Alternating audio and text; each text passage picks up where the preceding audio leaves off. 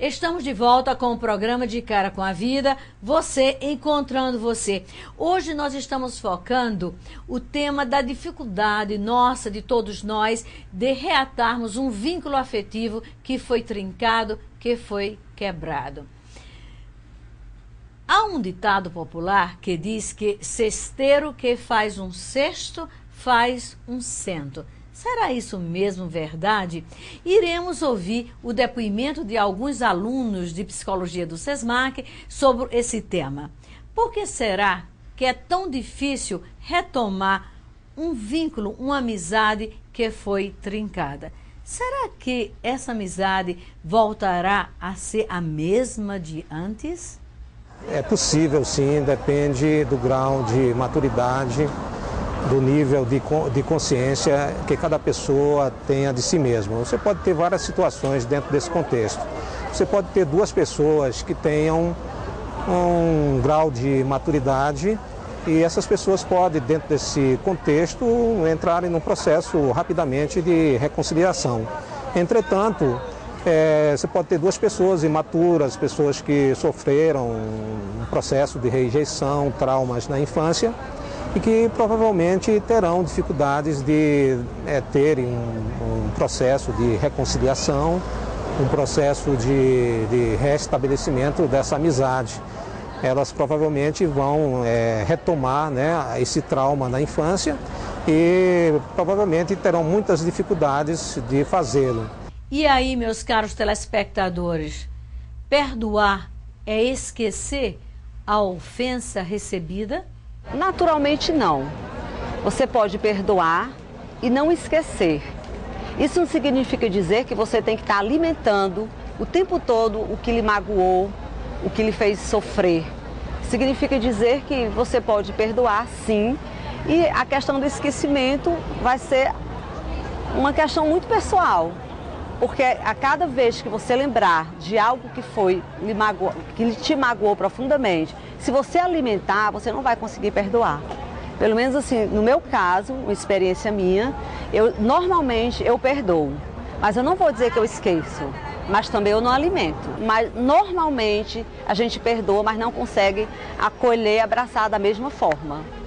Por que dói tanto ser decepcionado, ser magoado por uma pessoa a quem nós queremos tanto bem?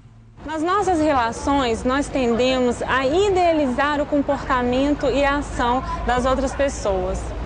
Porque nessa relação, nós temos a preocupação e a necessidade em que o outro cumpra ou realize todas as nossas vontades e os nossos desejos. E quando esse desejo não é alcançado ou não realizado, vem a dor e com ela a frustração. Nós nos frustramos porque o homem é um ser sociável, ele necessita dessa relação do outro, ele necessita do olhar do outro. O ser se constrói através do olhar do outro. Só que nós tendemos a idealizar, a projetar o que nós gostaríamos que o outro sempre fizesse. E isso nem sempre é alcançado. O ser humano é falho e nessa falha vem a frustração e a dor. Perdoar a si mesmo é mais difícil do que perdoar aos outros? Eu acredito que essa questão do perdão, ela seja mais fácil quando vai do eu para o outro, né, do que essa relação apenas concentrada no eu. Porque quando a gente volta-se para o eu, tem toda uma questão subjetiva do sujeito, a questão psíquica e sentimental, onde nós não conseguimos reconhecer de fato o nosso erro. Nós muitas vezes não temos a humildade, né, de assumir que nós erramos. E é muito mais fácil a gente apontar, discriminar o erro do outro do que o nosso. Porque para nós é mais fácil a gente receber o perdão do que nós mesmos nos perdoarmos ou até mesmo pedir perdão a outra pessoa. Por que se diz que o perdão é libertador? O perdão é libertador porque as lembranças que estão associadas a essas situações negativas na nossa vida, elas têm uma carga emocional de culpa, de arrependimento, de ódio. E quanto esse ódio vai passando o tempo e você não consegue perdoar, ele vai se transformando num rancor.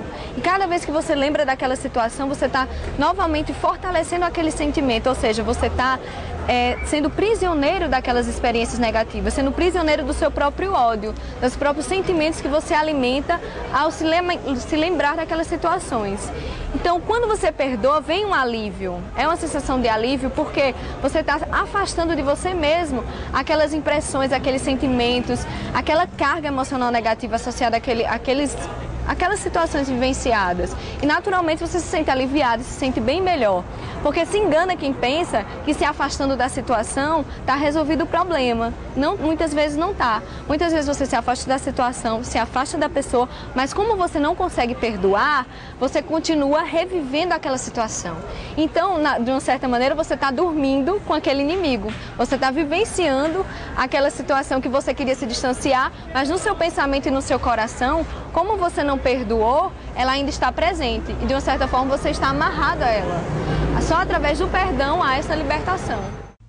O perdão é mais benéfico para quem perdoa ou para quem é perdoado?